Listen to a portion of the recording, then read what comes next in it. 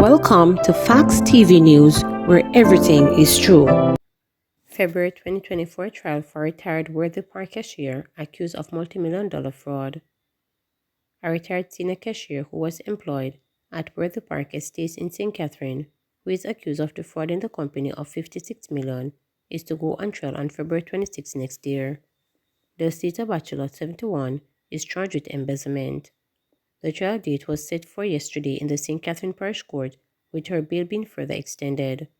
The senior citizen is being represented by Attorney-at-Law Richard Lynch.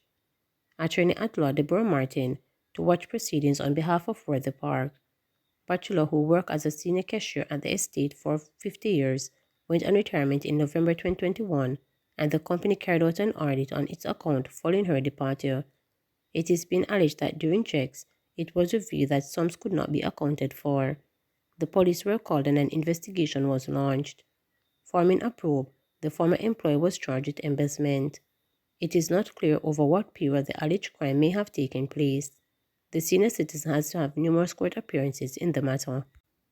Nothing can go wrong, says vendor at Crab Circle reopening. Crab vendor Dwayne Patterson asserted nothing can happen, as vendors have now completed their training and certification and have returned to the popular food spot Crab Circle in Kingston, which was shut down last month due to health concerns. On Thursday, Crab Circle reopened to the public after being shuttered for weeks, following a viral video showing controversial vendor Alice relieving herself at her stall. Patterson, who was spotted preparing his crabs, corn and soup on reopening day, was one of the many vendors for the popular food spot that engaged in training and certification program organized by the Kingston and St. Andrew Municipal Corporation in partnership with Heart and STA Trust. When we were closed, it was so hard and tough and rough. The Leap Center is a good stepping stone for us. The program was good because we learned a lot of things that we didn't know before, such as how to store food, food preparation. So now, we know all that is needed to carry out the necessary to move forward, he told reporters. Following the closure, health authorities instructed that portable toilets be installed and that vendors acquire food handlers permit before facility reopens. The health department, which cited a breach of the Public Health Food Handling Regulation 1998, posted a notice of the closure of the facility with a warning that should anyone remove the notice or convince anyone to do so, a fine of more than $1 million or an imprisonment term not exceeding 12 months will be handed down upon conviction. There should be no commercial operation during the period of closure. Also, any person who enters such premises when it is ordered closed commits a breach, the notice read. In an interview early Thursday, Kingston Mayor Delroy Williams expressed that he is anticipating that what changes made to the location of the popular food spot can return to its former glory. Yes, I am confident customers will return. My genuine belief is that it will grow over time. There may be some persons who will make the decision not to go again, and there may be other customers who will come along. But I believe over time, it has the potential to grow and to be what it was and even better, Williams expressed during an interview on Thursday. He maintained that dialogue between the health department and the KSAMC suggests Alice will not return to the food spot. For the incident, I will not reduce this to say that the restroom wasn't close enough.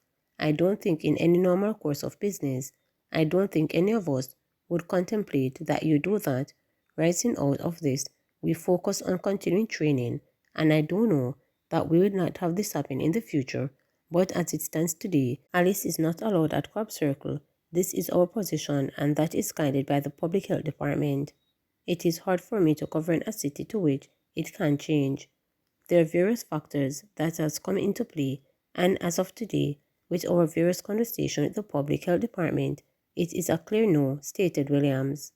Williams is encouraging vendors to continue training and to show levels of professionalism while conducting business.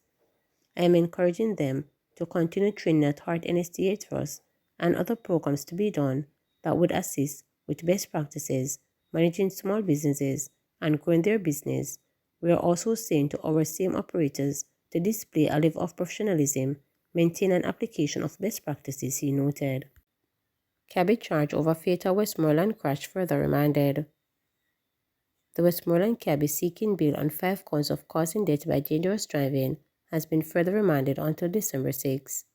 The prosecution, in opposing the bail on Wednesday, argued that Delroy Rodney, 47, of Belmont District in the parish is not fit to be released, claiming he will not honor the conditions.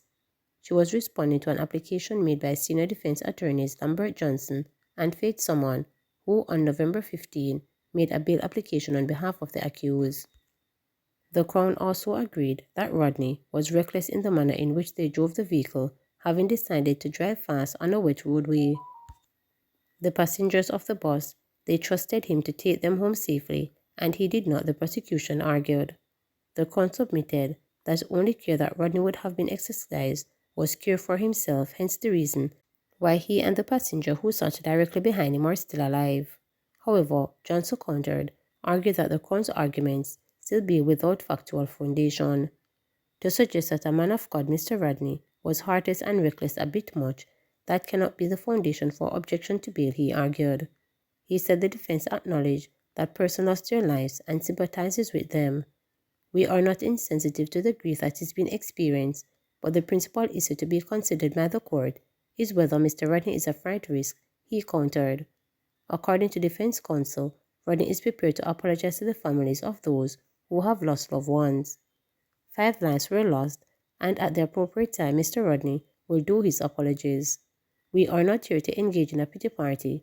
This is a court of law, and the reality is that when persons are involved in an accident, most persons take a temporary flight, pondering what to do, Johnson stated. Presiding Judge Steve Walters revealed that he is aware of the reports of the mechanical examination of the Toyota Noah and its pro box to see what it says about reckless driving. Those reports are scheduled to be ready within another week. I will not wait for the AR accident and reconstruction report nor the postmortem, but I would like to see the examiner's report for the vehicles and the black box, Walters stated. Let me have those 2 documents and see if this will help me to strike balance, he countered. Rodney, who is the head deacon in the Belmont Seventh-day Adventist Church, is charged with 5 counts of causing death by dangerous driving, which stem from the deaths of 15-year-old schoolgirl, Sylvia Forster, and her 39-year-old mother, Petrina Walters, of Garden District, White House, Westmoreland. O'Neill Allen and his mother, 65-year-old Angela Samuel, both of Mount Elcom, and 54-year-old Johnny Thompson, of McAlpine, also in Westmoreland. It is reported that about 3:30 p.m. on Monday, November 13, all 5 were aboard a gray Toyota Noah that collided with a truck. The Noah was traveling in the opposite direction. The 5 were transported to hospital where they were pronounced dead. Please remember to subscribe, like,